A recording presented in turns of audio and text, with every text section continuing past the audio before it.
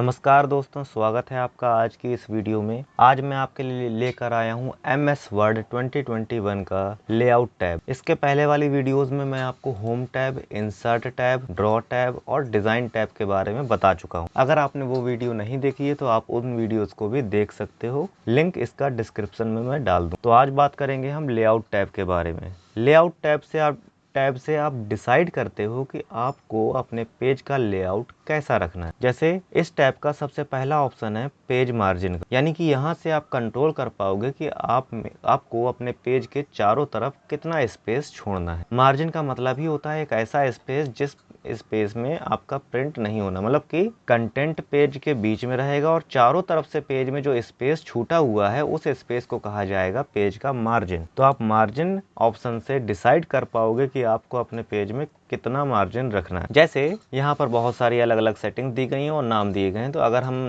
Normal तो देखिए by default यहाँ पर सेट रहता है। आप चाहो तो इसे नैरो कर सकते हो या फिर चाहो तो वापस से कोई और भी मार्जिन सेट कर सकते हो। तो फिलहाल मैंने इसको नॉर्मली रहने दिया है, लेकिन आप चाहो, अगर आपकी रिक्वायरमेंट हो तो आप यहाँ पर नैरो या कोई भी और मार्जिन सेट कर सकते। अगर आप यहाँ पर मैन्युअली डिसाइड करना चाहते हो कि आपको चारों कॉर्नर्स में, चारों साइड से कितना मार्जिन देना है, तो आप यहाँ कस्टम मार्जिन पे जाकर यहाँ पर वैल्यूज प्रोवाइड कर सकते हो। जो वैल्यू आप प्रोवाइड कर दोगे टॉप, राइट, लेफ्ट, बॉटम में, उन्हीं वैल्यूज के अकॉर्डिंग आपका मार्जिन यहाँ पर सेट हो जाएगा और फिर उसके बाद ओके कर देना। नेक्स्ट ऑप्शन है यहाँ पर पेज ओरिएंटेशन। ओरिएंटेशन यहाँ पर MS वर्ड में आपको दो तरह का मिलता है। सबसे पहला होता है यहाँ पर पोर्ट्रेट और दूसरा होता है लैंडस्केप। तो मैं थोड़ा सा पेज को जूम आउट कर रहा हूँ ताकि आपको पोर्ट्रेट और लैंडस्केप में डिफरेंस समझ में आ जाए। यहाँ पर देखिए इस समय पोर्ट्रेट मोड लगा हुआ है और जैसे ही मैं लैंडस्केप मोड पे क्लिक करता हूँ तो अब देख सकते हैं आप, आपका पेज लैंडस्केप मोड में सेट हो गया। तो ये होता है पेज ओरिएंटेशन, जिससे आप डिसाइड करोगे कि पेज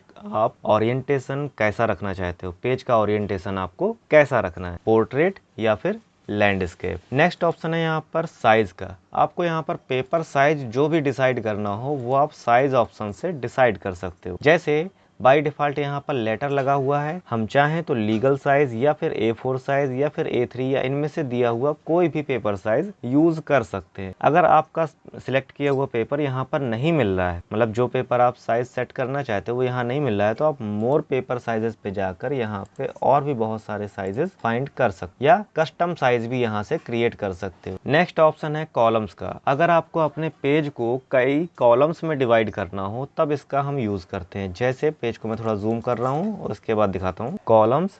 अभी देखिए बाय डिफॉल्ट यहाँ 1 कॉलम लगा हुआ है। अगर हम इसको 2 कॉलम्स में डिवाइड कर देंगे तब आपका पेज कुछ ऐसा हो जाएगा। एक कॉलम पेज का ये बन गया और दूसरा कॉलम ये बन। जब पहला वाला कॉलम पूरा फिल हो जाएगा, इसको मैं कॉपी पेस्ट करके आपको दिखा रहा हूँ, पहला वाला कॉलम जब फिल हो जाएगा तब दूसरे वाले कॉलम पे डेटा आएगा। इसे कहा जाता है पेज को कॉलम वाइज डिवाइड करना। आप यहाँ से 3 कॉलम्स भी बना सकते हो या कुछ इस तरह से भी कॉलम्स को सेट कर सकते हो। इनका यूज आपने ज्यादातर बुक्स में देखा होगा। नेक्स्ट ऑप्शन यहाँ पर आता है, वापस इसको बंद किए देते हैं, ब्रेक का। इससे हम पेज को ब्रेक करते हैं। जैसे मैं चाहता हूँ कि ये वाला ऊपर वाला एरिया इस पेज में रहे और इसके नीचे वाला जितना भी टेक्स्ट है वो अगले पेज में चला जाए, तब मुझे यहाँ पर पेज ब्रेक करना होगा। तो इसके लिए पहले हम कर्सर को यहाँ रख देंगे और फिर इसके बाद ब्रेक ऑप्शन पर करेंगे क्लिक। ब्रेक ऑप्शन पर क्लिक करते ही यहाँ पर और भी बहुत सारे ऑप्शन आ गए। तो अब हमने यहाँ पर पेज ब्रेक यानी कि पेज को ब्रेक करना सिलेक्ट कर लिया और अब आप देख सकते हो कि जहाँ से हमने कर्सर रखा हुआ था उसी जगह से आपका पेज, आपका कंटेंट अगले पेज पर जा चुका है। उम्मीद है आपको वीडियो पसंद आ रही होगी। अगर वीडियो पसंद आ रही है तो इस वीडियो को अपने सभी दोस्तों के साथ शेयर करें, साथ ही साथ हमारे चैनल को सब्सक्राइब भी करें। नेक्स्ट ऑप्शन है यहाँ पर लाइन नंबरिंग का। फिलहाल मैं इसको वापस से ठीक किए देता हूँ, Ctrl+Z बटन दबाकर। ये देखिए ठीक हो गया है। अब लाइन नंबरिंग ऑप्शन देखते हैं। लाइन नंबरिंग का मतलब ये है कि आपने अपने पेज में जितनी भी लाइन्स लिखी हुई हैं उन सभी में एक नंबरिंग ऐड हो जाए। जैसे हम लाइन नंबरिंग ऑप्शन पे गए और यहाँ पर कंटिन्यूअस पर कर दिया क्लिक। कंटिन्यूअस पर क्लिक करते ही अब आप देख सकते हो कि हर लाइन के पहले उसका लाइन नंबर प्रिंट हो चुका है, मतलब लिख चुका है। आप चाहो तो इन लाइन नंबरिंग्स को कंट्रोल भी कर सकते हो। कंट्रोल करने के लिए यहाँ नीचे ऑप्शन दिए गए हैं। मोर ऑप्शन पे जाके आप यहाँ से डिसाइड कर सकते हो कि आपको नंबरिंग कैसी रखनी है और कितने गैप में रखनी। ठीक है, यहाँ पर क्लिक करके आप यहाँ से डिसाइड कर सकते हो कि आपको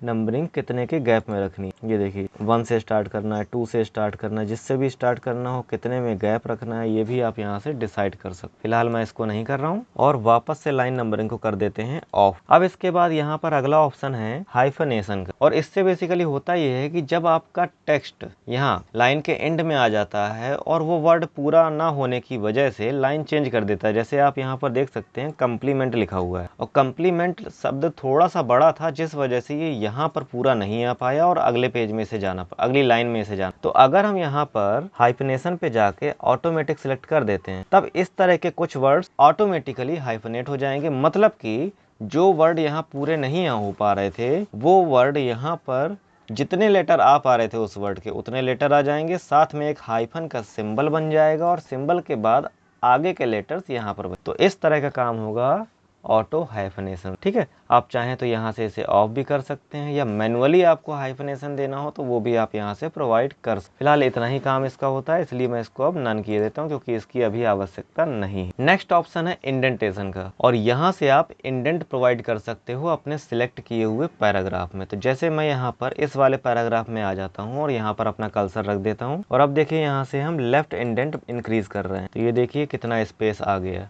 अब हम यहाँ से राइट इंडेंट भी अगर इंक्रीज कर दें, तब देखिए राइट साइड से इंडेंटेशन इंक्रीज हो रहा है। ठीक है, तो ये होता है इंडेंटेशन, यानी कि proper spacing is called indentation. तो पैराग्राफ के स्टार्टिंग में और एंड में अगर आपको स्पेस प्रोवाइड करना है, तब आप इंडेंटेशन का यूज कर सकते हो। लेफ्ट इंडेंट होगा पैराग्राफ में स्टार्ट के लिए, स्टार्ट पोजीशन में स्पेस देने के लिए, और राइट इंडेंट होगा पैराग्राफ में अंत में स्पेस देने के लिए। नेक्स्ट ऑप्शन है स्पेसिंग, और ये स्पेसिंग है पैराग्राफ स्पेसिंग। ठीक है, तो हम यहाँ पर अपने डॉक्यूमेंट को कर रहे हैं सिलेक्ट, और सिलेक्ट करने के बाद यहाँ पर स्पेस प्रोवाइड कर। तो अब आप देख सकते हो पैराग्राफ्स के बीच में स्पेस आ रहा है। फिर यहाँ से आप स्पेस को कम भी कर सकते हो। आफ्टर में जाते हैं तो अब देखिए केवल आफ्टर स्पेस बढ़ेगा, हर पैराग्राफ के बाद का स्पेस बढ़ेगा। ठीक है, नेक्स्ट है यहाँ पर पोजीशन। अगर आपने यहाँ पर कोई इमेज लगा के रखी हुई, जैसे मैं यहाँ पर एक इमेज इंसर्ट करा रहा हूँ, ये एक इमेज मैंने इंसर्ट करा ली है, और इस इमेज को अगर आपको पोजीशन प्रोवाइड करनी है, तब आप यहाँ से उस इमेज की पोजीशन सेट कर सकते हो, अगर आप यहाँ से करना चाहते हो तो। ठीक है, आपको उसी पोजीशन पर क्लिक कर देना है, इमेज आपकी उसी जगह पर पेज में सेट हो जाएगी। नेक्स्ट ऑप्शन है यहाँ पर रैप टेक्स्ट। तो इस इमेज के लिए आपको रैपिंग क्या रखनी, मतलब कि अगर आप लाइन विद टेक्स्ट कर दोगे तो ये टेक्स्ट की लाइन के साथ ये मर्ज हो जाएगी। मतलब कि टेक्स्ट में जो लाइन चल रही है उसी लाइन में से